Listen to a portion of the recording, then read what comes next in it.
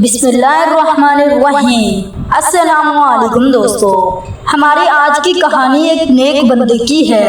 اس نیک بندے کا نام لقمان تھا۔ وہ مصر اور سویڈن کے درمیان ایک علاقے میں رہتا تھا، بلکہ یہ علاقہ اب سویڈن کی حدود میں واقع ہے۔ یہ شخص ایک غریب آدمی تھا، ایک حبشی غلام تھا جو بڑھئی کا کام کرتا تھا۔ اس کا قد چھوٹا اور ناک چپٹی تھی، جیسا کہ جابر بن عبداللہ نے اس کے بارے میں کہا۔ اس شخص کو اللہ تعالیٰ نے عظیم حکمت عطا فرمائی تھی۔ وہ لوگوں میں سب سے زیادہ حکمت، فہم اور علم رکھنے والوں میں سے تھا۔ حالانکہ وہ نبی نہیں تھا، زمین پر کوئی نبی غلام نہیں تھا، مگر یہ شخص غلام تھا اور وہ بڑھائیوں میں سے تھا جو پیشہ ورانہ کام کرتے تھے اور اس سے روزی کماتے تھے۔ اس شخص کا نام لقمان تھا اور ابھی سے لقمان حکیم کے نام سے جانا جاتا ہے۔ ایک دن اس سے پوچھا گیا کہ آپ اس حکمت تک کیسے پہنچے؟ تو اس نے جواب دیا، اپنی نظریں نیچے رکھنا، زبان کو قابو میں رکھنا، پاک کھانا کھانا، شرمگاہ کی حفاظت کرنا، سچ بولنا، وعدے کی پابندی کرنا، مہمان کی عزت کرنا، پڑوسی کی حفاظت کرنا، جو چیز میرے لیے غیر متعلق ہو اسے چھوڑ دینا۔ یہ سب مجھے اس مقام تک لے آیا۔ لوگوں نے کہا وہ بڑھئی تھا، لوگوں نے کہا وہ درزی تھا، اور لوگوں نے کہا وہ چرواہا تھا۔ اہم بات یہ ہے کہ وہ امیر نہیں تھا، لیکن اس کے باوجود اللہ نے اسے عظیم حکمت عطا فرمائی تھی۔ لقمان اکثر اپنے بیٹے کے ساتھ بیٹھتے اور اسے حکمت سکھاتے تھے۔ ایک دن وہ اپنے بیٹے کے ساتھ بیٹھے اور کہا، اے میرے بیٹے، دنیا ایک گہرا سمندر ہے اور بہت سے لوگ اس میں ڈوب چکے ہیں۔ اس میں تمہاری کشتی اللہ کا تقویٰ ہو، اس کا سامان اللہ پر ایمان ہو اور اس کا بدبان اللہ پر بھروسہ ہو، شاید تم بچ جاؤ۔ ایک دن وہ اپنے بیٹے کے ساتھ بیٹھے اور کہا، اے میرے بیٹے، اپنی دنیا کو آخرت کے بدلے بیچ دو، تم دونوں کو پا لو گے، اور اپنے آخرت کو دنیا کے بدلے نہ بیچو، ورنہ تم دونوں کو کھو دو گے۔ ایک دن وہ اپنے بیٹے کے ساتھ بیٹھے اور کہا، اے میرے بیٹے، حکمت نے غریبوں کو بادشاہوں کے مقام پر بٹھا دیا۔ دیکھو، میں غریب آدمی ہوں، لیکن لوگ میرے پاس آتے ہیں اور مجھ سے سوال کرتے ہیں، میری بات سنتے ہیں، یہاں تک کہ بادشاہ بھی مجھ سے مشورہ لیتے ہیں، کیوں نہ کہ اللہ نے مجھے عظیم حکمت عطا فرمائی ہے۔ اللہ تعالیٰ فرماتا ہے، ہم نے لقمان کو حکمت عطا کی، اس لیے اسے لقمان حکیم کہا جاتا ہے۔ ایک نیک بندہ جو اللہ تعالیٰ کے ثواب کی امید رکھتا تھا۔ سب سے پہلے انہوں نے اپنے بیٹے کو توحید کی نصیحت کی اور شرک سے بچنے کی تاکید کی۔ توحید کے بعد انہوں نے والدین کی خدمت کا ذکر کیا۔ اللہ تعالیٰ فرماتا ہے، اور ہم نے انسان کو اس کے والدین کے بارے میں نصیحت کی۔ اس کی ماں نے اسے کمزوری پر کمزوری کے ساتھ اٹھائے رکھا اور اس کا دودھ چھڑانا 2 سال میں ہوا۔ بیٹا اپنے باپ سے پوچھتا ہے اور باپ اسے حکمت اور نصیحتیں دیتا ہے۔ آج کل کتنے والدین اپنے بچوں کے ساتھ بیٹھ کر انہیں شرک اور اس کی اقسام کے بارے میں بتاتے ہیں اور اس سے بچوں کی تلقین کرتے ہیں۔ کتنے والدین اپنے بچوں کو توحید اور سنت کی تعلیم دیتے ہیں۔ بیٹا اپنے باپ سے پوچھتا ہے، اے میرے والد، اگر میں نے کوئی گناہ کیا اور کسی نے مجھے نہ دیکھا تو اللہ اسے کیسے جانتا ہے؟ باپ نے جواب دیا، اے میرے بیٹے، اگر وہ ایک راہی کے دانے کے برابر بھی ہو اور وہ کسی چٹان میں ہو یا آسمان میں یا زمین میں، اللہ اسے لے آئے گا۔ بے شک اللہ باریک بین اور خبردار ہے۔ کیا آپ کہتے ہیں اللہ آپ کو نہیں دیکھ سکتا؟ اللہ ایک راہی کے دانے کو بھی چٹان کے اندر یا آسمان میں یا زمین میں ہو دیکھ سکتا ہے اور لے آئے گا۔ بیٹا پوچھتا ہے اور باپ اسے جواب دیتا ہے، آج کتنے بچے اپنے والدین کے پیچھے چھپ کر گناہ کرتے ہیں اور سمجھتے ہیں کہ کوئی انہیں نہیں دیکھ رہا۔ والد نے اپنے بیٹے کے دل میں یہ بٹھا دیا کہ اللہ ہر جگہ تمہیں دیکھ رہا ہے، चाहे तुम छुप कर या जाहिर होकर कुछ भी करो। फिर बाप ने अपने बेटे को तौहीद, वालिदैन की खिदमत और ईमान की नसीहत की। उसके बाद इबादत की तालीम दी। सबसे अजीम इबादत नमाज है।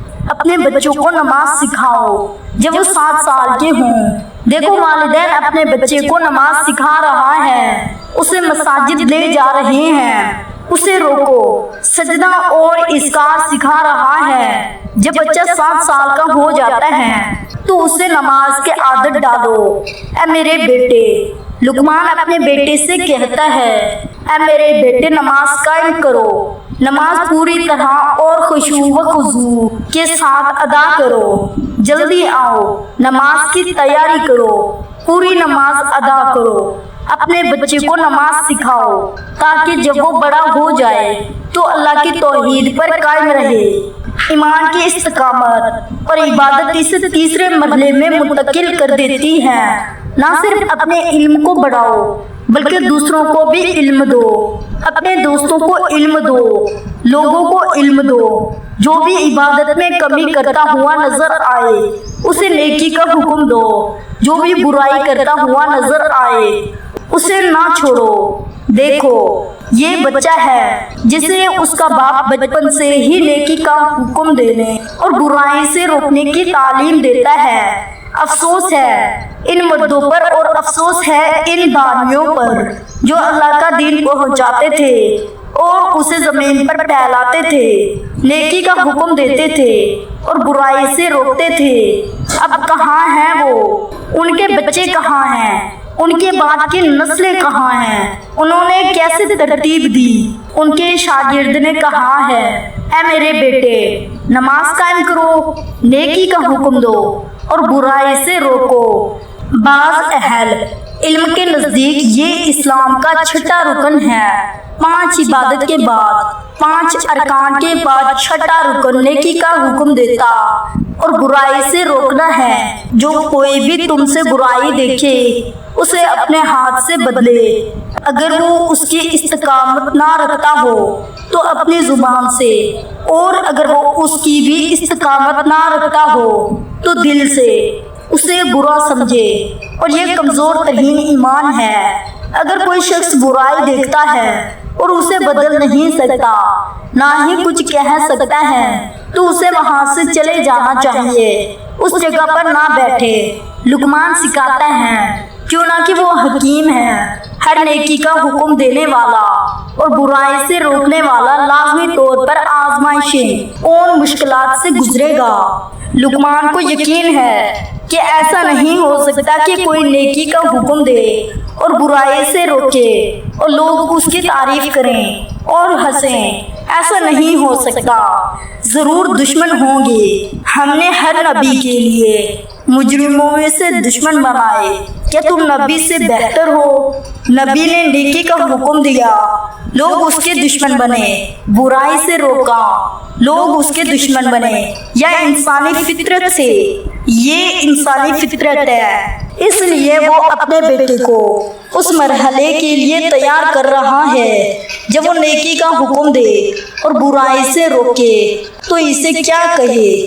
और नेकी का हुक्म दो, बुराई से रोको और सब्र करो। जो कुछ तुम्हें पहुँचे उस पर सब्र करो। शायद तुम्हें गाली दी जाए, शायद तुम्हें मारा जाए, शायद तुम्हें कैद किया जाए, शायद तुम्हें इज्जत दी जाए, शायद तुम्हें जमीन पर घसीटा जाए, शायद तुम्हें कोड़े मारे जाए, शायद तुम्हारा माल छीन लिया जाए, शायद तुम्हारा या तुम्हारे करीब तरीन लोगों को इज्जत दी जाए। लेकिन सब्र करो, जो कुछ तुम्हें पहुँचे उस पर सब्र करो। ये अजीम अमूर में से है। अच्छा इंसान दावा बन गया। दावा को क्या चाहिए? उसे इखलाक चाहिए। अगर तुम अपने दीन लोगों में फैलाना चाहते हो, अपनी दावत को फैलाना चाहते हो तो मुतवज़्ज़ा रहो। लोगों की ज़रूरत है, उनसे दूर ना हो। अपना चेहरा उनकी तरफ से ना मोड़ो। जैसे तुम मुतकब्बिर हो, फकीर, मस्कीन, साइल और मुताज के साथ मुतवज़्ज़ा रहो। बात करते वक्त गलती ना करो मोदब रहो, क्यों ना कि तुम अल्लाह का दीन पहुंचा रहे हो ताकि लोग तुमसे मोहब्बत करें। लोगों के सामने अपने गाल को ना छिलाओ और जमीन पर अकड़ कर ना चलो। अल्लाह हर मुतकब्बिर और फख्र करने वाले को पसंद नहीं करता। शायद तुम्हारे सब पहले इल्मा ज़ाया हो जाए। आज लोग मुतकब्बिर दाया को कितना नापसंद करते हैं। शायद वो दावा हो कि उसके पास बहुत इल्म हो, लेकिन कोई उसके करीब नहीं आता, क्यों ना कि वो मुतकब्बिर है, फख्र करता है, वो लोगों से आजिज़ी से बात करता है, वो उन्हें नीचा समझता है। लोग ऐसे शख्स को नापसंद करते हैं। वो शख्स जिसका इल्म कम हो लेकिन वो मुतवज़्ज़ा हो, लोगों को पसंद आता है। इसलिए इल्म और मुतवज़्ज़ा में सबसे बेहतरीन लोग मोहम्मद सल्लल्लाहु अलैहि वसल्लम हैं। अगर तुम सख्त मजाज होते तो लोग तुम्हारे गिर्द ना आते। एक कौम की कहानी जो यमन में रहती थी, कभी कमार कत और भूख मादी का सामना करती थी। लोग पानी के लिए लड़ते थे। इस शहर या गांव का नाम सबा था। कौम सबा की कहानी क्या है, उनकी कहानी सुनो। उन्हें सबा क्यों कहा जाता है? कहा जाता है कि उनके एक जद का नाम सबा था और कहा जाता है कि वो पहले अरब थे जिन्होंने सभी की राह इख्तियार की। उनका नाम किसी जद की निस्बत से सबा था। असल नाम की हमें परवाह नहीं, लेकिन उनकी कहानी सुनो और क्या उनके साथ हुआ। कहा जाता है कि वो पानी के लिए लड़ते थे। जब लड़ाई बहुत बढ़ गई तो वो एक अक्लमंद औरत के पास गए। उसका नाम बल्कीस था। वो उनसे कहती है कि तुम मेरे बात नहीं मानते, क्यों मैं खुद को थकाऊं, क्यों मैं तुम्हें मशवरा दूं। उन्होंने कहा, हम आपकी बात मानेंगे, हमें हुक्म दो। बल्कीस ने उन्हें हुक्म दिया कि पानी के बहाव पर बंद बना लो। उन्होंने एक अजीम बंद बनाया जो पानी को बारिश के दिनों में रोकता था। उस बंद से पानी के निकास के लिए रास्ते बनाए गए ताकि पानी तमाम वादियों और इलाकों में तकसीम हो सके। उन्होंने ऐसा किया और एक बड़ा बंद बनाया। लोगों ने उस बंद की तामीर में हिस्सा लिया। जब बंद बन गया तो उन्होंने फसलें उगाई और खुशहाली बढ़ गई। दरख्तों से फल ज्यादा हो गए, क्यों ना कि पानी साल भर दस्तयाब था। सबा की कौम उस वक्त की सबसे अमीर कौम बन गई। दौलत और खुशहाली में लोग दौरे दराज इलाकों से आते थे और उनसे फल और खुशहाली लेते थे। औरतों को फल खरीदने की जरूरत नहीं थी। वो बस एक टोकरी लेकर दरख्तों के नीचे चलती थी और फल टोकरी में गिर जाते थे। टोकरी भर जाती थी। क्या खुशहाली थी। फल जमीन पर गिरते थे, कोई खराब फल नहीं होता था। सबा की कौम में हर चीज बेहतरीन थी। उनके घरों में निशानियां थी, अल्लाह की कुदरत की निशानियां। सब कौमें सबा की बात करती थी। हर जानिब बागात थे, जितना दाएं और बाएं, हर जानिब खुशहाली थी। फल हर जगह थे। सफर में ज़्यादा राह की जरूरत नहीं थी, बस चलते थे और जो चाहे खा लेते थे। रब के रिज़्क से खाओ, उसका शुक्र अदा करो। जमीन पाक और रब गफूर। इस कहानी को सुनो, ये हैरियत अंगेज वाक़या है। मूसा अलैहिस्सलाम अल्लाह के कलीम औलिया अल-अज़म में से एक शख्स है। मूसा अल्लाह के मुक़र्रबीन में से हैं, बशारत के बेहतरीन 5 में से हैं। मूसा अल्लाह से दुआ कर रहे थे कि ए रब, ए मेरे रब, मुझे जन्नत में मेरा साथी दिखा। मैं जानना चाहता हूँ कि जन्नत में मेरे साथ कौन होगा। अल्लाह अज़्ज़ व जल ने मूसा अलैहिस्सलाम की तरफ वही की, ए मूसा, पहला आदमी जो तुम पर गुजरेगा वो तुम्हारा साथी होगा। चुनांचे मूसा अलैहिस्सलाम इंतजार करने लगे कि कौन उन पर गुजरेगा। अचानक एक आदमी आया जिसे मूसा अलैहिस्सलाम नहीं जानते थे और वो आदमी भी मूसा अलैहिस्सलाम को नहीं जानता था। वो एक आम आदमी था, जैसे दूसरे लोग होते हैं। मूसा अलैहिस्सलाम को हैरत हुई। मूसा अलैहिस्सलाम ने सोचा कि जवाब नबियों में से होगा, कोई ऐसा शख्स जो अपनी नेकी की वजह से मशहूर हो, लेकिन ये आदमी मारूफ नहीं था। موسیٰ علیہ السلام نے اس کا پیچھا کیا تاکہ دیکھ سکے کہ یہ شخص جنت میں ان کا ساتھی کیوں ہوگا۔ وہ شخص ایک گھلے پرانے گھر میں داخل ہوا۔ موسیٰ علیہ السلام نے دور سے دیکھا کہ ایک بوڑھی عورت زمین پر بیٹھی ہوئی تھی۔ وہ شخص اس عورت کے پاس گیا اور اسے سلام کیا۔ پھر اس نے گوشت بھوننا شروع کیا، کھانا تیار کیا اور پانی لیا۔ اس نے کھانا بوڑھی عورت کے قریب رکھا اور پھر اس کے منہ میں لقمہ ڈالنے لگا اور پانی پلانے لگا۔ گھر کی صفائی کی اور بوڑھی عورت کے منہ کو دھویا۔ اس کے بعد وہ شخص گھر سے باہر نکلا۔ موسیٰ علیہ السلام نے اس شخص سے پوچھا، یہ بوڑھی عورت کون ہے جس کے پاس تم گئے اور اسے کھانا کھلایا اور پانی پلایا؟ اس شخص نے جواب دیا، یہ میری ماں ہے۔ موسیٰ علیہ السلام نے پوچھا، کیا یہ ماں تمہارے لیے دعا کرتی ہے؟ اس شخص نے جواب دیا، ہم میرے لیے بہت دعا کرتی ہیں، لیکن اس کی دعا ہمیشہ ایک جیسی رہتی ہے۔ موسیٰ علیہ السلام نے پوچھا، وہ کیسی دعا کرتی ہے؟ اس شخص نے جواب دیا، وہ ہمیشہ یہ دعا کرتی ہے کہ اللہ میرے اس بیٹے کو موسیٰ بن عمران کے ساتھ جنت میں رکھ۔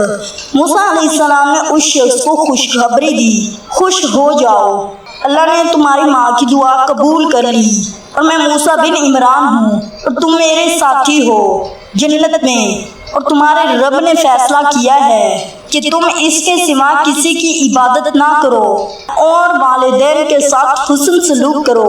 جب تمہارے پاس ان میں سے ایک یا دونوں بوڑھے ہو جائیں تو انہیں اف بھی نہ کہو اور نہ انہیں جھڑکو، اور ان سے نرمی سے بات کرو اور ان کے لیے عاجزی کے ساتھ رحمت کی بازو پھیلاؤ اور کہو، اے میرے رب ان دونوں پر رحم کر جیسے انہوں نے بچپن میں میری پرورش کی۔ ہاں یہ موسیٰ کی دعا ہے۔ ہم اپنے والدین کے ساتھ کیا کر رہے ہیں؟ ہم نے ان کے ساتھ کیا کیا ہے؟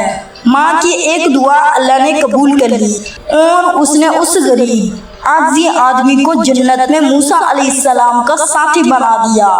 یادی میری زندگی کی فلم پوری طرح میری آنکھوں کے سامنے گزرنے لگی۔ میں اپنے بچپن کو یاد کرتی ہوں جب میں آہستہ آہستہ بڑی ہوئی، اپنے بہت سارے گناہوں کو یاد کرتی ہوں، اپنی نمازیں جو میں نے زندگی میں ضائع کی، اپنے دوست کو یاد کرتی ہوں جس سے میں محبت کرتی ہوں کہ میں اس سے پہلی بار کیسے ملی، کیسے اس کے ساتھ زندگی گزاری، کیسے اپنے دوست کے ساتھ رہی جس سے میں محبت کرتی ہوں۔ میں سالوں تک اپنے محبوب دوست کے ساتھ رہی۔ کیا آپ جانتے ہیں کہ اس کے ساتھ کیا ہوا؟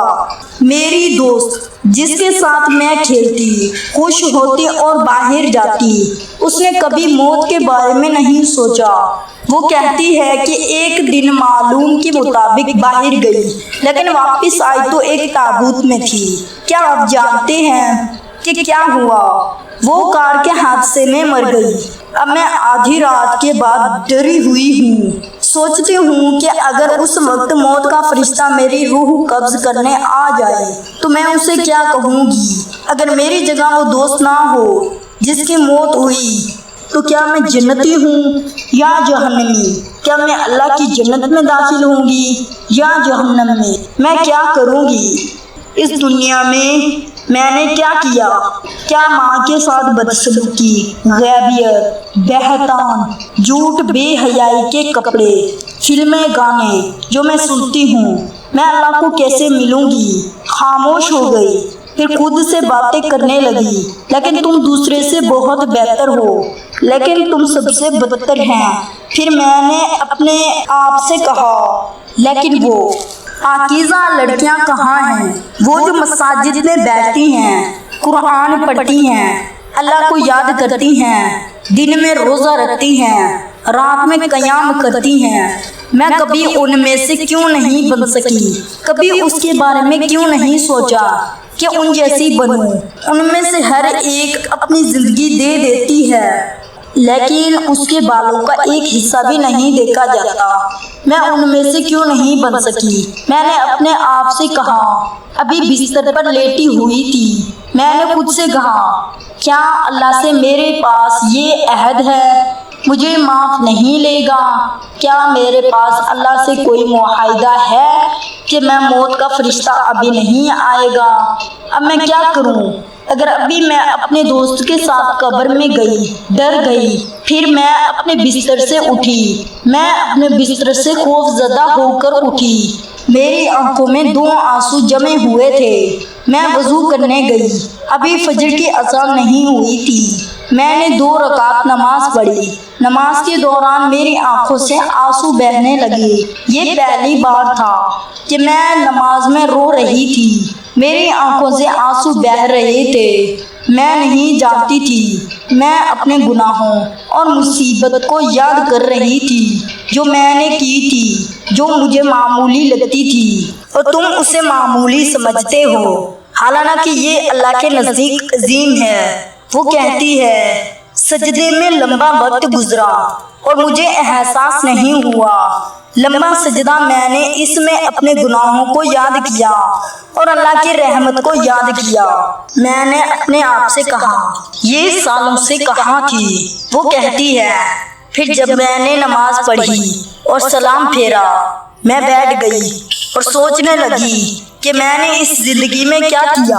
اے نفس، تجھے ہلاکت ہو اگر اللہ تیری روح کو اس حالت میں قبض کر لے۔ میں نے سوچا، کب توبہ کروں گی، کب عمل پیرا ہوگی۔ وہ کہتی ہے، میں رات کے آخری حصے میں بیٹھی ہوئی تھی کہ میں نے فجر کی اذان سنی۔ یہ پہلی بار نہیں تھی کہ میں نے اذان سنی، لیکن اس بار یہ مختلف تھی، یہ پہلی بار کی طرح تھی۔ میں اٹھی، فجر کی نماز پڑھی اور قرآن پڑھنے لگی، وہ قرآن جو میں نے طویل عرصے سے چھوڑ دیا تھا۔ میں بیٹھ کر قرآن پڑھتی رہی یہاں تک کہ سورج نکل آیا، پھر میں اپنے بستر پر گئی۔ وہ کہتی ہے کہ یہ میری زندگی کا سب سے خوشگوار دن تھا، خوف ختم ہو گیا، سکون شروع ہوا، میں نے خوشی محسوس کرنا شروع کی۔ وہ لوگ ایمان لائے اور ان کے دل اللہ کے ذکر میں مطمئن ہوتے ہیں۔ سنو، اللہ کے ذکر سے دل مطمئن ہوتے ہیں۔ وہ توبہ کرنے والی کہتی ہے، اس رات سے میں نے توبہ کیا، راستہ اختیار کیا، ہدایت کا راستہ شروع کیا۔ وہ کہتی ہے، میرے لیے سب سے بدترین وقت وہ تھا جب میں نماز میں کھڑی ہو کر اللہ کے سامنے سجدہ کیا۔ میری زندگی کے بہترین لمحات وہ تھے جب میں نے اللہ کے لیے نماز پڑھی، خوف ختم ہو گیا اور خوشی شروع ہو گئی۔ ایک لڑکی جو اللہ کی طرف توبہ کر کے واپس آئی اور اللہ کے دین کی طرف رجوع کی۔ ہاں، اس کے دوست مر گئے، لیکن اللہ نے اس کی دوست کو پہلے چن لیا، اس کے لیے فوز دیا۔ ہاں، اللہ کے ولی سب سے زیادہ آزمایا جاتے ہیں، سب سے زیادہ آزمائش انبیاء کو ہوتی ہے، پھر ان کے بعد جب سب سے زیادہ ایمان والے ہوتے ہیں، انسان کو اس کے دین کے مطابق آزمایا جاتا ہے۔ اگر اس کے دین میں سختی ہو تو اس پر آزمائش زیادہ ہوتی ہے، جب دین اور ایمان میں اضافہ ہوتا ہے تو مومن پر آزمائش زیادہ ہوتی ہے۔ یہ اللہ کا قانون ہے۔ تو جب بھی تمہارے پاس کوئی رسول ایسی چیز لے کر آئے جو تمہارے نفوس کو پسند نہیں تو تم نے تکبر کیا، ایک گروہ کو تم نے جھٹلایا اور ایک گروہ کو تم نے قتل کیا۔ کیا آپ نے اسلام فاروق کے بارے میں سنا ہے؟ یہ کہانی سنو، یہ زمین پر سب سے خوشگوار دنوں میں سے ایک کی کہانی ہے۔ فاروق عمر بن رضی تعالیٰ عنہ اسلام قبول کرنے سے پہلے بہت سخت، طاقتور، بے رحم تھے اور شاید بہت سے اہل ایمان ان سے خوف زدہ ہوتے تھے۔ ایک دن ان کی بہن فاطمہ، عمر کی بہن فاطمہ رضی تعالیٰ عنہ اسلام قبول کر چکی تھی اور ان کے شوہر سید بن زاہد بھی اسلام قبول کر چکے تھے، لیکن انہوں نے عمر سے اپنا ایمان چھپایا رکھا ان کے خوف کی وجہ سے۔ کیا آپ جانتے ہیں کہ عمر کیا کرتے اگر انہیں پتہ چلتا کہ ان کی بہن نے اسلام قبول کیا ہے؟ کوئی بھی عمر کی مخالفت کرنے کی جرت نہیں کرتا تھا۔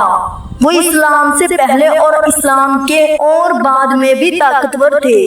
یہ عمر ہیں، اور آپ جانتے ہیں کہ عمر کون ہے؟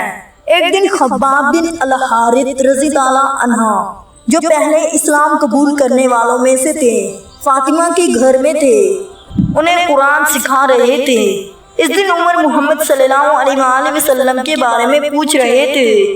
محمد نے کہا، ابھی تک اسلام قبول نہیں کیا تھا۔ ایک آدمی ان کے پاس آیا اور کہا، تمہیں ان سے کیا کام ہے؟ انہوں نے کہا، مجھے ان کی ضرورت ہے، مجھے بتاؤ کہ وہ کہاں ہیں۔ اس آدمی نے کہا، اپنے کام سے کام رکھو، لوگوں کی معلومات میں مداخلت نہ کرو۔ عمر نے کہا، تمہارا کیا مطلب ہے؟ اس نے کہا، اپنے بھائی اور بہنیں سید کے پاس جاؤ، دیکھو کہ ان کے کیا حالات ہیں۔ عمر نے کہا، تم کیا کہہ رہے ہو؟ اس نے کہا، واپس جاؤ اپنی بہن کے پاس اور دیکھو کیا خبر ہے۔ تم محمد کو ڈھونڈ رہے ہو، پہلے اپنی بہن کو دیکھو۔ عمر غصے میں آ گئے۔ وہ تیزی سے فاطمہ کے گھر پہنچے۔ جب خباب نے ان کے بارے میں سنا تو وہ چھپ گئے۔ عمر اندر داخل ہوئے اور انہوں نے سید کو مارا۔ پھر فاطمہ نے ان کے پاس آ کر کہا، عمر تم کیا کر رہے ہو؟ عمر نے مارا، اس کا چہرہ زخمی کر دیا۔ لا الہ الا اللہ۔ پھر فاطمہ نے اپنے بھائی عمر کی طرف دیکھا اور کہا، تم یہ کیوں کر رہے ہو؟ اس دن عمر کے دل میں ایک اندرونی جنگ ہو رہی تھی، حق اور باطل کے درمیان۔ ان کے دل میں یہ جنگ جاری تھی کہ کیا میں اس دین کو قبول کروں یا نہیں۔ وہ ان دنوں میں بہت مدعو تھے۔ انہوں نے اپنی بہن کو مارا، اس کا چہرہ زخمی کیا، پھر وہ زمین پر گری۔ عمر نے اس کی طرف دیکھا اور اس کی آنکھوں میں آنسو دیکھے۔ ان کا دل نرم ہوا۔ انہوں نے ایک صحیفہ دیکھا جو اس کے پاس تھا، وہ اسے لینا چاہتے تھے۔ فاطمہ نے جلدی سے اسے اٹھا لیا۔ عمر نے کہا، یہ کیا ہے؟ فاطمہ نے کہا، میں تمہیں اسے چھونے نہیں دوں گی۔ عمر نے کہا، تم کیا کہہ رہی ہو؟ فاطمہ نے کہا، میں تمہیں اسے چھونے نہیں دوں گی، کیوں نہ کہ اس میں اللہ کا کلام ہے اور تم پاک نہیں ہو۔ عمر نے کہا، مجھے یہ صحیفہ دو۔ فاطمہ نے کہا، نہیں جب تک تم غسل نہیں کرو گے۔ عمر نے کہا، غسل کیا ہے؟ بسم اللہ الرحمن الرحیم۔ ہم نے یہ قرآن تم پر اس لیے نازل نہیں کیا کہ تم مشکل میں پڑ جاؤ، بلکہ یہ ایک یاد دہانی ہے ان کے لیے جو ڈرتے ہیں۔ ان کی طرف سے نازل کیا گیا جس نے زمین اور بلند آسمانوں کو پیدا کیا، الرحمن، وہ جو عرش پر متبع ہے۔ عمر نے کہا، یہ کیا کلام ہے؟ ان کا دل بے چین ہونے لگا، ان کے جسم میں کپکپی آنے لگی۔ الرحمن، وہ جو عرش پر متبع ہے۔ عمر رضی اللہ عنہ عربی جانتے تھے، وہ اس کلام کا مطلب سمجھتے تھے۔ الرحمن عرش پر متبع ہے، جو کچھ آسمان میں ہے اور جو کچھ زمین میں ہے اور جو کچھ ان دونوں کے درمیان ہے اور جو کچھ مٹی کے نیچے ہے۔ اور اگر تم بلند آواز سے بات کرو تو وہ اچھی چھپی ہوئی بات کو بھی جانتا ہے جو اس سے کبھی چھپی ہوئی ہے۔ اللہ اس کے سوا کوئی معبود نہیں، اس کے بہترین نام ہے۔ جب عمر نے اس سورت کو پڑھا تو ان کی آنکھوں سے آنسو بہنے لگے، ان کے سینے میں نور بہنے لگا، ان کے دل میں سکون اور اطمینان کی لہر دوڑنے لگی۔ یہ امت کے لیے ایک نئے دور کی شروعات تھی۔ میرا مقصد تھا کہ اس دین کی امری جدود میں تاریخی تبدیلی دیکھیں، یہاں تک کہ زبان بغیر اطلاع کے نکلنے کا فیصلہ کیا۔ وہ خفیہ طور پر مخفی رہتے ہوئے دیکھ رہے تھے کہ عمر قرآن پڑھ رہا ہے اور ان کی آنکھوں سے آنسو بہہ رہے ہیں۔ اس نے ان سے کہا، یا عمر، مجھے امید ہے کہ اللہ نے آپ کو اپنے نبی کی دعوت کے لیے منتخب کیا ہوگا۔ عمر نے پوچھا، آپ کا کیا مطلب ہے؟ خبر نے جواب دیا، اللہ اکبر، محمد صلی اللہ علیہ وآلہ وسلم نے مجھے بھی اس دین میں دعوت دینے کے لیے دعا کی ہے۔ عمر نے یہ خبا سے کہا، یا خبا، مجھے اسے ہدایت دو۔ خبا نے جواب دیا، میں آپ کو اس بارے میں رہنمائی نہیں دوں گا، کیوں نہ کہ خبا ابھی بھی ڈرتا ہے کہ عمر کیا چاہتا ہے۔ عمر نے کہا، مجھے اس کے بارے میں رہنمائی دو یا خبا۔ اس پر خبا ڈر گیا اور کہا، تعال اتعال، اس کو رہنمائی دو۔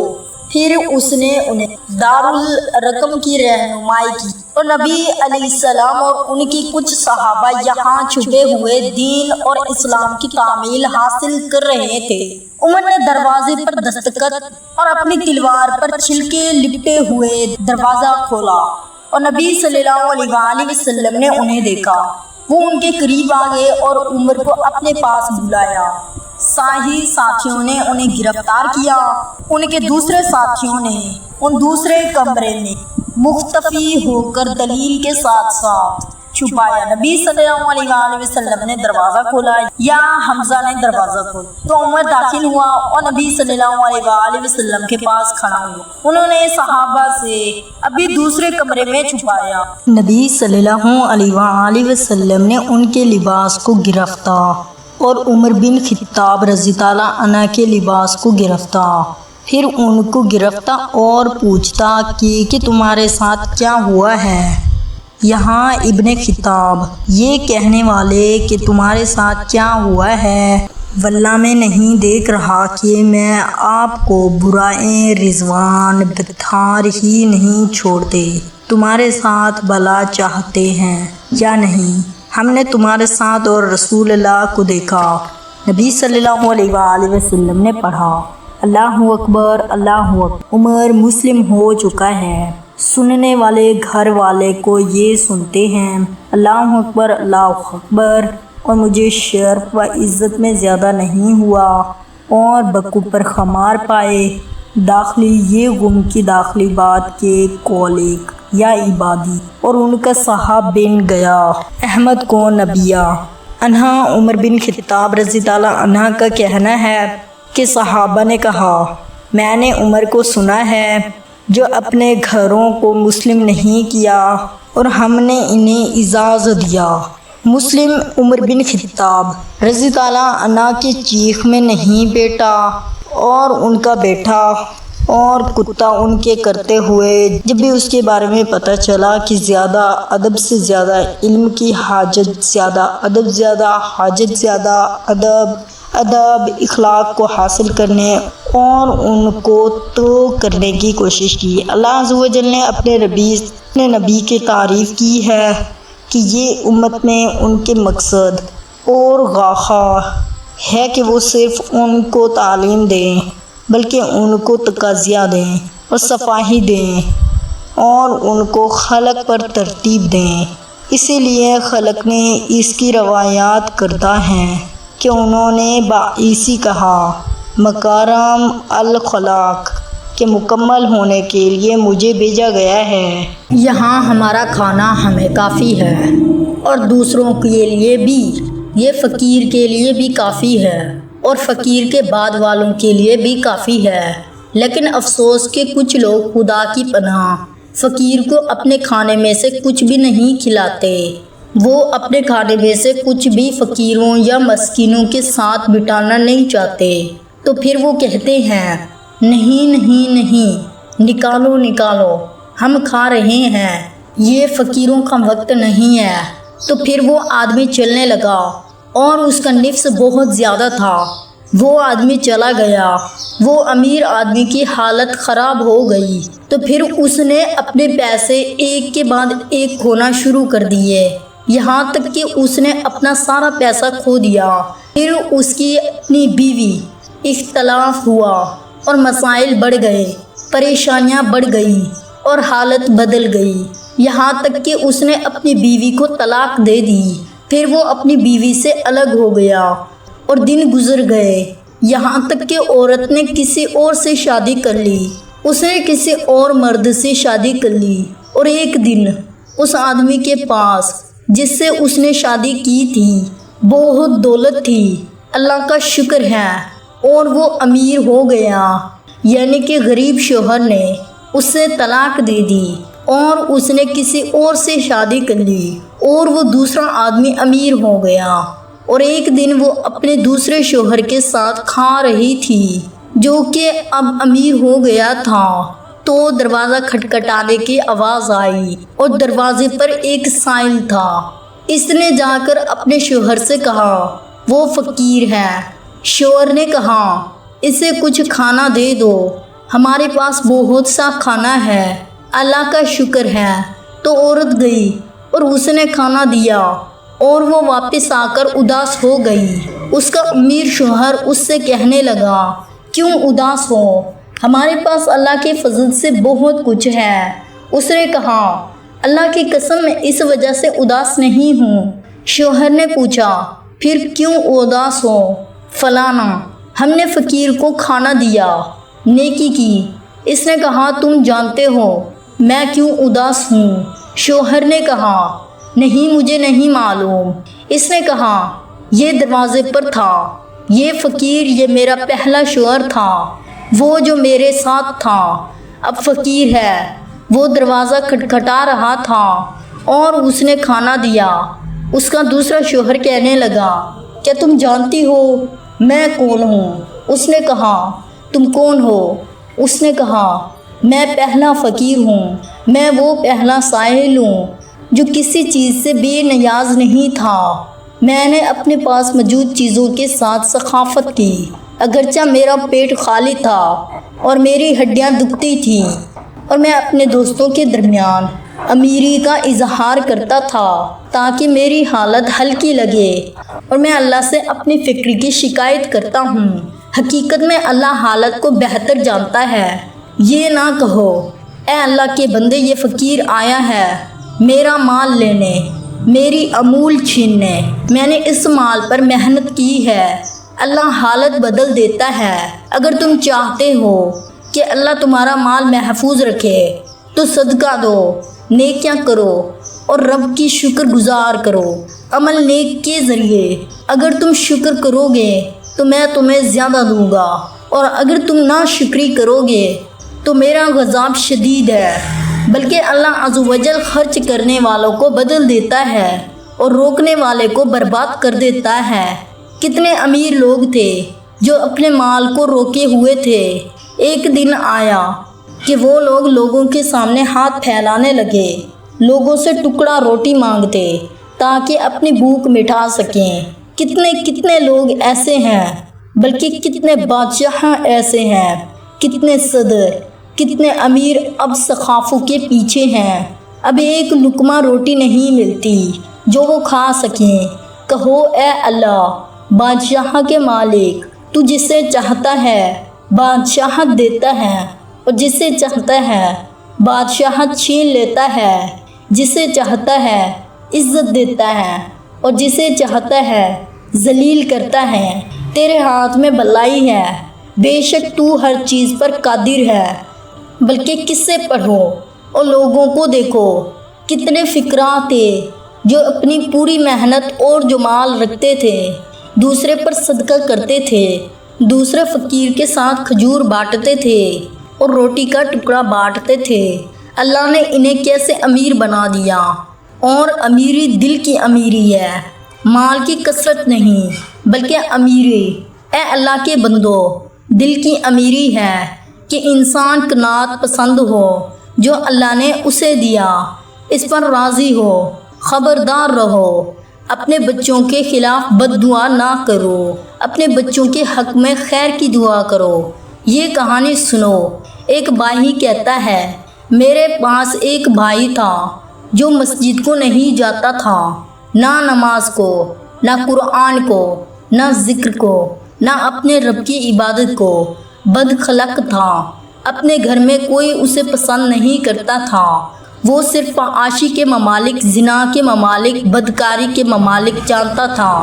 یہ اس کی حالت تھی، یہ اس کی زندگی تھی۔ وہ ایک ملک سے واپس نہیں آتا تھا کہ دوسرے ملک میں چلا جاتا تھا۔ وہ کہتا ہے میرے والد، اس کے ساتھ ہر روز مسئلہ ہوتا تھا، گالی گلوچ، اور شاید اسے مارا بھی جاتا تھا، لیکن نہیں کر سکتا تھا۔ ہم جہنم میں ہی جا رہے ہیں، اور اس کی وجہ سے یہ بھائی تھا۔ وہ کہتا تھا میرے والد کی پرواہ نہیں کرتا تھا، نہ میرے والدہ کی، بد خلق تھا ہمارے ساتھ اور بھی سب کے ساتھ۔ ہم چاہتے تھے کہ وہ گھر سے نکل جائے۔ وہ کہتا ہے حتیٰ کہ میرے والد اکثر اس کے لیے بد دعا کرتے تھے۔ اور زیادہ تر دعا یہ کرتے تھے کہ اللہ نہ کرے میں مرنے سے پہلے دیکھوں کہ تمہیں گاڑی نے کچل دیا۔ وہ کہتا ہے یہ میرے والد کی سب سے زیادہ دعا تھی، وہ چاہتا تھا کہ گاڑی اسے کچل دے، اس کا جسم توڑ دے۔ یہ سب کیوں؟ اس کی بدخلقی، اس کی بدکاری، اس کے گناہوں کی وجہ سے اس سے نفرت کرتا تھا۔ حتیٰ کہ اس کا باپ، حتیٰ کہ اس کا بھائی کیوں اسے پسند نہیں کرتا تھا۔ وہ کہتا ہے اللہ عز و جل نے چاہا کہ ہم اپنا گھر بدل لیں، ہم نے ایک گھر سے دوسرے گھر کو منتقل کیا۔ وہ کہتا ہے ہم ایک شیخ، ایک عالم، ایک دعا کے پڑوسی بن گئے۔ اس نے نام لیا لیکن میں نام نہیں لینا چاہتا تھا۔ وہ کہتا ہے یہ ایک بڑے مشہور مسجد کے امام بن گئے۔ وہ کہتا ہے یہ شیخ خوش اخلاق نصیحت کرنے والا تھا اور اس کی اخلاقت اعلیٰ تھی اور اس کا انداز مؤثر تھا۔ وہ کہتا ہے وہ ہمیشہ میرے بھائی، میرے بدکار بھائی کو سلام کرتا اور اسے نصیحت کرتا۔ وہ کہتا ہے میرا بھائی اس سے متاثر ہوتا اور نصیحت زیادہ کرتا تھا۔ وہ کہتا ہے یہاں تک کہ وہ دن آیا جب اللہ عز و جل نے میرے بھائی کے لیے دل کو ایمان کے لیے کھول دیا اور وہ مسجد میں نماز پڑھنے لگا اور اس کے ساتھ بیٹھنے لگا اور متاثر ہونے لگا۔ وہ کہتا ہے حتیٰ کہ میرا بھائی بدل گیا، وہ بھائی جو بدکار فاسق تھا اب فجر کی نماز بھی نہیں چھوڑتا، اب مسجد میں بیٹھ کر قرآن پڑھتا ہے۔ اب اللہ نے اس کے چہرے کو نور سے بھر دیا، تو کیا جس کا سینہ اللہ نے اسلام کے لیے کھول دیا ہو وہ نور پر نہیں ہے؟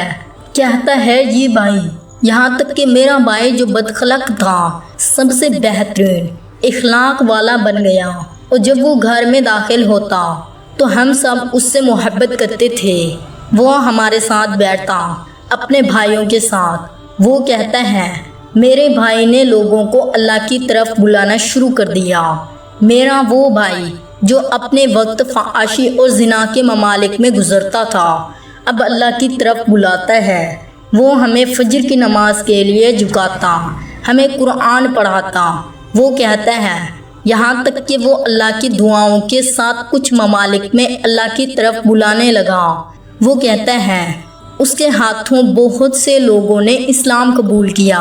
اگر اللہ تمہارے ذریعے کسی ایک شخص کو بھی ہدایت دے دے تو یہ تمہارے لیے سرخ اونٹوں سے بھی بہتر ہے، اور اس سے بہتر کون ہے جو اللہ کی طرف بلائے اور نیک عمل کرے اور کہے کہ میں مسلمان میں سے ہوں۔ یہ کہتا ہے یہ آدمی باہی کہتا ہے، اور دن گزر گئے اور میرا بھائی سب کے دلوں کو مسحور کر چکا تھا۔ وہ کہتا ہے یہاں تک کہ پڑوسی بھی اس سے محبت کرتے تھے۔ جب لوگ اس سے محبت کرتے تھے وہ ان کی خدمت کرتا، ان کی ضرورتیں پوری کرتا، انہیں نصیحت کرتا اور اللہ کی طرف بلاتا، یہاں تک کہ اللہ نے اس کے ہاتھوں بہت سی بلائیاں لکھ دی۔ وہ کہتا ہے وہ 3 سال تک اسی حالت میں رہا، 3 سال تک وہ اللہ کی طرف بلاتا رہا اور لوگوں کو بھلائی سکھاتا رہا۔ وہ کہتا ہے ایک دن سنو کیا ہوا۔ وہ گاڑی چلا رہا تھا، راستے میں تو اس کی گاڑی میں خلل پیدا ہوا، گاڑی خراب ہو گئی۔ وہ کہتا ہے وہ ایک سرنگ کے نیچے مجبور رکھ گیا۔ وہ کہتا ہے اس نے اپنی گاڑی کی مرمت کرنا شروع کی، اکیلے ہی دیکھنے لگا کہ گاڑی میں کیا مسئلہ ہے، کیا خرابی ہے۔ وہ کہتا ہے وہ گاڑی کے نیچے اتر گیا، مرمت کرنے لگا۔ وہ کہتا ہے اللہ نے چاہا کہ ایک گاڑی آئے، اس نے اس کو نہیں دیکھا، کیوں نہ کہ وہ سرنگ کے نیچے تھا۔ وہ کہتا ہے اس نے اس گاڑی کو زور سے ٹکر ماری۔ وہ کہتا ہے گاڑی نے اسے مارا، گاڑی کے پہیوں نے اس کا سینہ توڑ دیا، پہیوں نے اس کا سینہ چور چور کر دیا۔ ایمبولینس آئی اور ریسکیو ٹیم نے اسے اٹھایا۔ وہ کہتا ہے اس کی لاش کو ہسپتال لے گئے۔ پولیس والا کہتا ہے میں نے دیکھا جب وہ اپنی آخری سانس لے رہا تھا۔ جانتے ہو وہ اپنی آخری سانس لیتے ہوئے کیا کہہ رہا تھا؟ وہ قرآن پڑھ رہا تھا ترتیل سے قرآن پڑھ رہا تھا۔ قرآن پڑھتے ہوئے اس کی روح نکل گئی۔ جب کہ اس کے والد نے یہ خبر سنی، وہ زور زور سے رونے لگے، یہاں تک کہ وہ بے ہوش ہو گئے۔ وہ کہہ رہے تھے، میں وجہ ہوں، میں ہی یہ وجہ ہوں، میری دعا قبول ہو گئی۔ یہ میری دعا تھی جو اللہ نے قبول کر لی۔ والد رو رہا تھا اور خون کے آنسو بہہ رہا تھا۔ 3 دعائیں قبول ہوتی ہیں، ان میں سے ایک والدین کی دعا، اولاد کے حق میں۔ اے والد، اگر ہمارا بچہ فاجر یا بیٹی ہو تو ان کے حق میں دعا کرو، کہو اے اللہ انہیں ہدایت دے، اللہ تمہیں درست کرے، اللہ تمہیں ہدایت دے، اللہ تمہاری توبہ قبول کرے، اللہ تمہیں معاف کرے۔ یہ اس سے بہتر ہے کہ کہو اللہ تم پر لعنت کرے، اللہ تمہیں لے لے، اللہ مجھے تم سے نجات دے۔ جیسے یہ والد کہتا ہے، اللہ کرے کہ گاڑی کا پہنا تمہیں کچل دے، اور یہ حقیقت میں گاڑی کا پہنا اسے کچل گیا۔ اللہ عز و جل نے دعا قبول کی۔ اس کے بعد وہ نادام ہوا، لیکن ندامت کا کوئی فائدہ نہیں، اور اس چیز کے پیچھے مت لگو جس کا تمہیں علم نہیں۔ یقیناً کان، آنکھ اور دل، ان سب کے بارے میں تم سے سوال ہوگا۔ ایسی بات نہ کہو جس کا تمہیں علم نہ ہو کہ وہ خبر ہے یا شر، کہ وہ خیر ہے یا شر۔ اولاد کے خلاف بد دعا کرنا شر ہے، سوائے اس کے کہ ان کے خیر کی دعا کرو۔ یہ مطلوب ہے، اے اللہ کے بندو، اپنی اولاد کے لیے خیر کی دعا کرو، اگر وہ فجار بھی ہوں ان کے لیے صلاح کی دعا کرو، اگر وہ فجار بھی ہوں اللہ عز و جل انہیں ہدایت دے گا۔ یہ سنو جو جرمن لڑکی کی کہانی ہے۔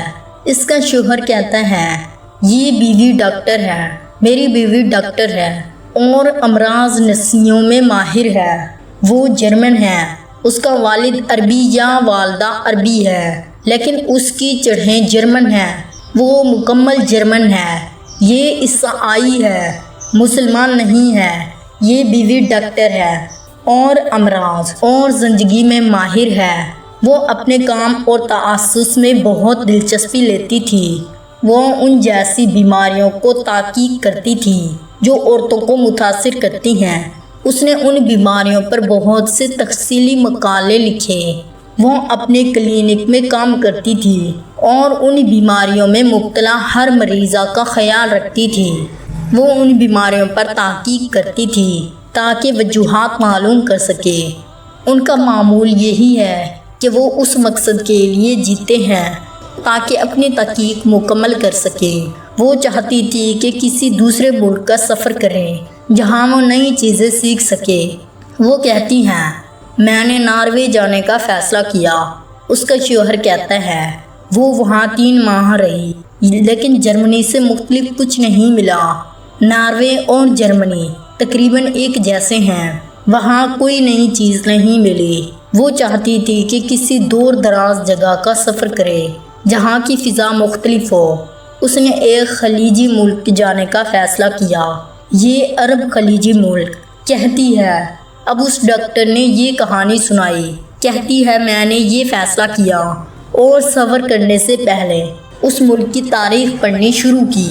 وہ کچھ عرصے وہاں رہنا چاہتی تھی۔ ان کی فضا، ان کی عادات، ان کا کھانا، ان کا لباس، ہر چیز کے بارے میں پڑھنے لگی۔ کہتی ہے، میں نے محسوس کیا کہ یہ ملک عجیب ہے۔ عورتیں حجاب اور حباب پہنتی ہیں، کوئی آزادی نہیں، کوئی آرام نہیں، عجیب ملک ہے۔ جب وہاں پہنچی تو عبایا پہننے لگی، وہ بھی زبردستی، نہ کہ اپنی مرضی سے۔ وہ تنگ تھی لیکن صرف تحقیق کے لیے برداشت کر رہی تھی تاکہ اپنی تحقیقی نتائج حاصل کر سکے۔ اس نے ایک جگہ کا نام شروع کیا، ہسپتالوں میں کچھ وقت گزرا، 4 مہینے تک کام کیا، بہت سی عورتوں کو دیکھا، لیکن ایک بھی جنسی مرض نہیں تھا۔ 4 مہینے گزر گئے اور کوئی مرض نہیں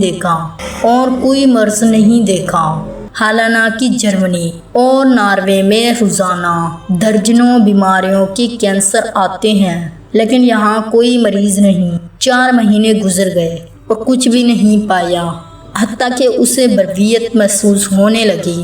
وہ یہاں علاج کے لیے نہیں آئی تھی، وہ یہاں جنسی بیماریوں کی تحقیق کے لیے آئی تھی، لیکن اسے کچھ بھی نہیں ملا۔ دن گزرتے گئے، مہینے گزرتے گئے، بوریت اور بے چینی بڑھنے لگی، یہاں تک کہ اس نے 7 مہینے مکمل کر لیے۔ ایک دن وہ کلینک سے غصے میں نکلی، بہت سی پریشانیاں تھیں۔ ایک مسلمان نرس نے اس سے پوچھا، کیا ہوا، کیوں غصے میں ہو؟ اس نے جواب دیا، 7 مہینے ہو گئے اور ایک بھی جنسی مرض نہیں آیا۔ میں یہاں ان بیماریوں کی تحقیق کے لیے آئی تھی، لیکن کچھ نہیں ملا۔ نرس مسکرائی اور کہا، اس کی وجہ فضیلت ہے۔ اس نے پوچھا کہ فضیلت کیا ہے؟ نرس نے اسے دین اسلام کے بارے میں بتایا اور قرآن کی یہ آیت پڑھ کر سنائی۔ اس آیت کا فہم اسے سمجھایا۔ اس ڈاکٹر نے کہا، یہ آیت مجھے بہت متاثر کر گئی۔ میں نے سوچا کہ مجھے اس آیت کو سمجھنا چاہیے اور یہ جاننا چاہیے کہ مسلمان اس پر کیسے عمل کرتے ہیں۔ 7 مہینے ہو گئے اور ایک بھی جنسی بیماری نہیں ملی۔ یہ آیت، یہ کتاب کیا ہے؟ ڈاکٹر نے کہا، میں نے قرآن کا ترجمہ شروع کیا۔ جب میں نے ترجمہ پڑھا تو مجھے احساس ہوا یہی وہ چیز ہے جس کی میں تلاش کر رہی تھی۔ میں غیر مسلموں کی دعوتی مرکز گئی اور وہاں اسلام قبول کر لیا۔ اب میں جرمنی میں حباب پہنتی ہوں اور لوگوں کو اسلام کی دعوت دیتی ہوں۔ یہی دین حق ہے۔ تو گائز، آج کی ویڈیو آپ کو کیسی لگی؟ امید کرتا ہوں کہ آپ کو آج کی ویڈیو ہماری بہت پسند آئی ہوگی۔ اپنے بچوں پر بد دعا نہ کریں اور قرآن پڑھیں، نماز ادا کریں، وقت کی پابندی کریں، اور بھی بہت سے ایسے سوالات ہیں جو کہ آپ کو پتہ نہیں۔ اس کے لیے ہمارے چینل کو سبسکرائب کر لیں۔ ہم آپ کو آنے والی ہر ویڈیو میں ایسی انفارمیشن گائیڈ کرتے رہیں گے۔ آج کی ویڈیو کے لیے بس اتنا ہی، ملتے ہیں اپنی اگلی ویڈیو میں، تب تک کے لیے اجازت چاہتا ہوں۔ اللہ حافظ گائز۔